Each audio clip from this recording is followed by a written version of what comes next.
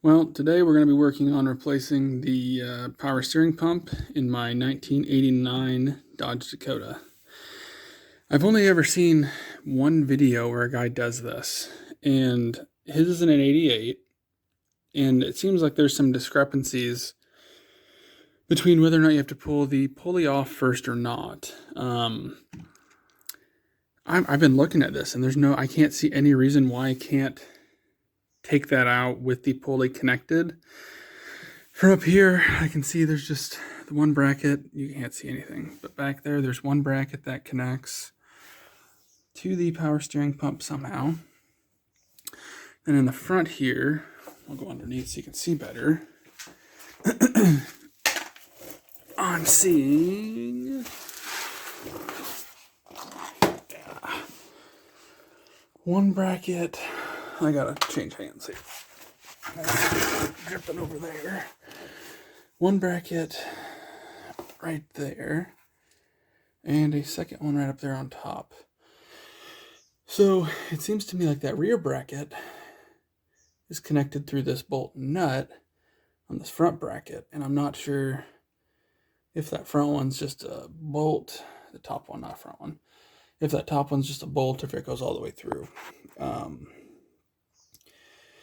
I think the top one does not go all the way through because it is the one that you're supposed to use for tensioning, and this one's basically your pivot. So I don't know why I can't just take out that bolt, undo some lines, pivot and pull, and then fight the pulley. Once it is off, this thing's been leaking for an extremely long time. This whole engine bay is just covered with junk down here.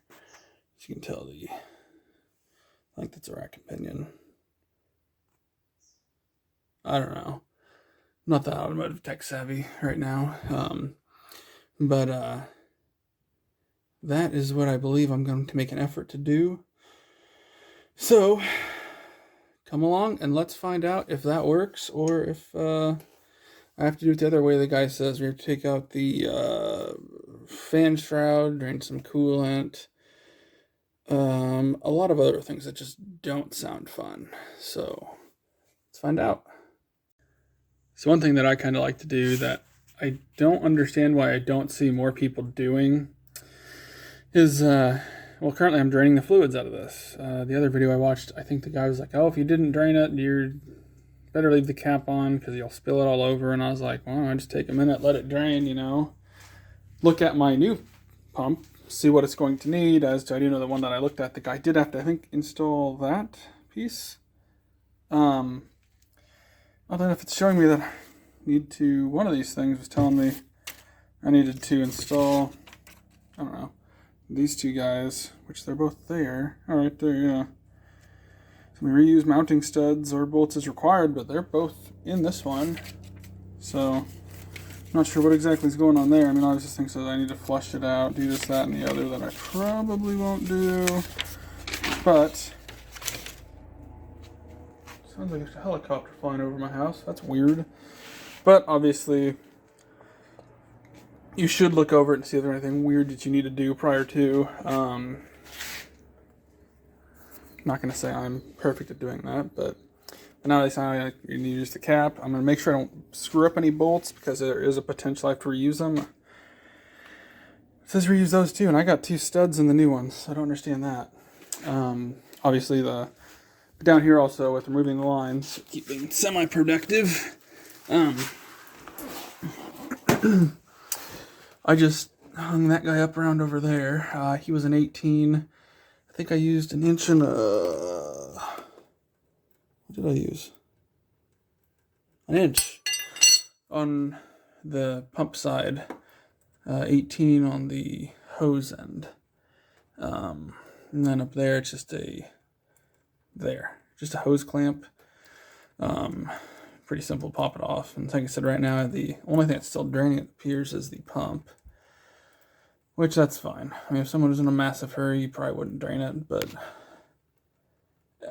I'm trying to stay semi-clean, but I fully expect I'm going to have to take a shower after this anyways, but I'll probably get back to it, start getting the belt off, start getting bolts out and everything, because that will never probably get fully drained before I want to get stuff done. So let it continue to drain while I do things, and get back with you guys in a second. Alright, so here we are again with this. And doing one bolt on the rear, which I believe was a 17. And the two on the front, I believe, were both 15s. And everything's been really a different size, because Chrysler. Now, this is the part that I keep seeing the debate about. If everything I've done is correct, I should be able to grab this pump and pull it out.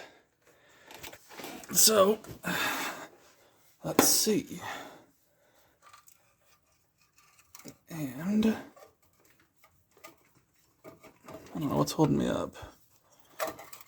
I think I'm just hitting a hose. And there we go. There's my power steering pump. I'm gonna dump this real quick and then get it on the table. Okay, so now we're back with this. And we have our puller set. So now if I remember right, I believe we take this little weird guy with the 2 half moons. And you set it down in there.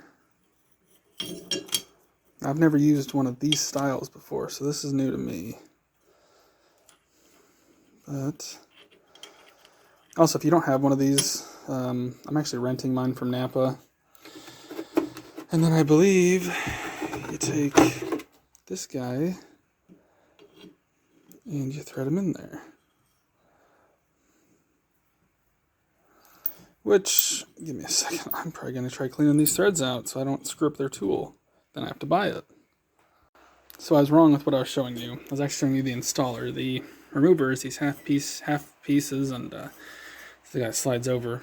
Seems like you tighten this down, holding that guy in place, and it should pop it right off. I'm just going to get my camera set up someplace where this can be seen. I don't really have a bipod or tripod or anything like that. So that's not too bad as long as it doesn't fall. I'd like to not break my phone today.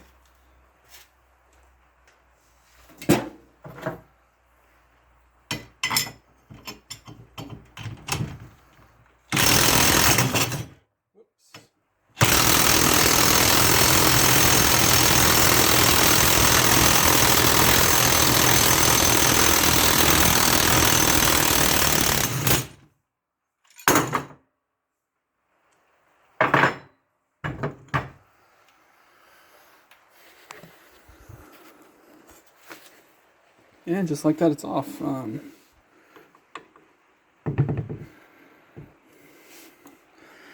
shaft doesn't seem real worn, but you can see that seal's not doing anything anymore. Well, that thing like really dug in there. So all I gotta do is separate that guy and get everything ready for the new pump. So we'll be back to that in a second. So as for installing this thing, it really wasn't too bad. I just kind of sunk this guy in most of the way, got this guy tight, held the pulley in place, brought it down, kept backing this off, putting that down, or pulling this out, loading down with this, running it back in, just back and forth, just because it was either do that or hold a wrench, turn it here. What I did, I felt like was a lot easier and quicker. And now, if this won't come out with one hand, it won't. But let's see if Croc will hold it. Now, my pulley is installed. So, what I did have to do is, this one had a bolt back here. So I already removed that piece. So I can get the new bolt in. That's obviously a core. So as I take out these plugs, once I get it up there, because there's fluid in here, at least there was. The box is covered in it, and so is it. As I get it installed and I remove these plugs, I'll put them back in there and throw it all back in the box. So I have to return that and the tool. So let's get this thing installed. So I went ahead and got the pump installed. Obviously, it's the exact opposite of what install is, or removal is. One thing I will say is that there is a O-ring on one of the fittings. Best advice to O-rings is do not over tighten them. The video I watched said make sure that it is extremely tight because there is a lot of pressure going through there. Highly disagree with that because the O-ring is what actually is the sealing surface. However, yes, you do want it tight. You don't want to tighten it so much that you smash the O-ring and basically split it and destroy your sealing surface. Now, there are people out there who probably would debate, definitely admit that. And that's why different people do things different ways. This is my way. I don't have any issues with it. Things have always worked for me. That's what I recommend. Like I said, there are people out there who say the opposite of you need to crank the crap out of it because there's going to be pressure going through there, yada, yada, yada. But yeah, everything now is installed. It's filled up. Now, if you were to have flushed and drained the entire system, you'd want to look up the correct method of how to bleed all the air out of the system. I believe you'd want to jack it up and turn it both ways multiple times. I don't know. I've not looked that up yet. Obviously, I'm going to still run the same method to ensure that there's no air in my system and I do not burn up my pump or run it low on fluid, because then I'd be back in the same boat that I was prior to this. But anybody that wants to do this, I don't even know what time it is. I'd bet this is probably an hour job if you have this style. Like I said, there's another video of a 1988. It has the other style, and it seems like that's much more of a pain with taking out the radiator shroud, taking off one of the lines, taking off some other stuff. That way, obviously, it's going to involve more steps, therefore take longer. If you do need a belt, this is the time to do it. Mine seems pretty good, so I did not replace it. As for tensioning it, my best advice is make sure you look at it prior to, see how tight it is, and then do the same. Obviously, you don't want it too tight, you don't want it too loose. You want it somewhere in the middle, not quite taut, but not too tight. So, simple things like that. Probably should disconnect your battery. Not that there's any electronic components down there messing with it. But also, if you wanted to get down in here from the top, I did everything from the bottom. Moving the battery would give you a lot more extra space. I do know my stuff here is all not connected correctly to the right things, so mine's much different than everyone else's. Mine's had some oddball things done to it over the years. Also, one thing to always be sure of, too, is safety. Mine's on these plastic ramps. You also notice I have jack stands underneath them, because I do not trust plastic ramps. I got them for free, and this is a lighter vehicle. That's why it's on it. But I still put 2 jack stands under there, just to be extra safe. I mean, those might save my life. Why wouldn't you do it? It'd be silly not to take the extra 10 seconds to put something in there that's out of your way.